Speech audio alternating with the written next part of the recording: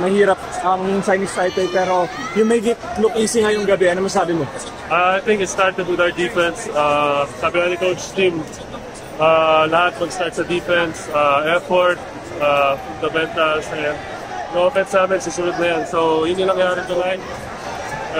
Buong game, hindi kami nag-stop, kept pushing, hindi kami nag-relax. So I'm happy na nanalo.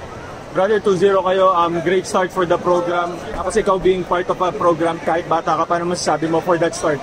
It's a good start. Sabi ko kanina, ni Coach Tim, the goal is bigger than the role, and looking at the bigger picture, and that's 4 years from now, 8 years from now, 12 years from now. Tuloy-tuloy lang. Ito yung, kumbaga, first step, baby steps, pero isipin malaking bagay na ito para sa amin dahil ito yung simula. So, good. Mas mabigat yung sa OQT sa July, pero are you ready for that? Siyempre, marami pa kaming time para mag-improve, gel pa together, and we'll only get better. So, hopefully pagdating ng time na yun, we'll be way better and we'll be ready.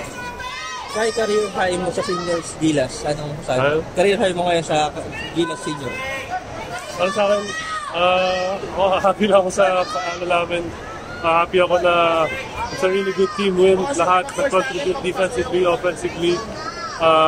Tsaka yung points, bonus na lang yan sa amin.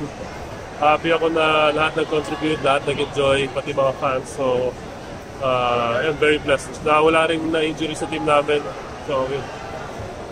Kumusta yung sistema ni Coach Tim? Kasi parang hindi kayong nagmama tonight, parang sanay ka ng sistema ni Coach Tim. Kumusta yung sistema niya?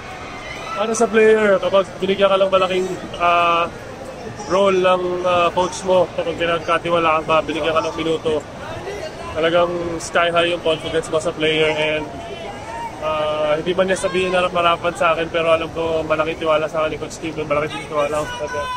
Kaya kita naman sa mga players talagang all out, and maganda yung pinapakita. This is your second year playing with a bunch of PBA players. You're getting more comfortable now with them?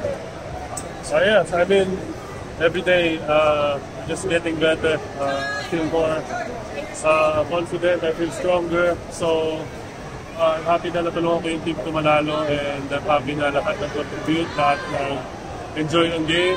And yeah, happy na paralo ko.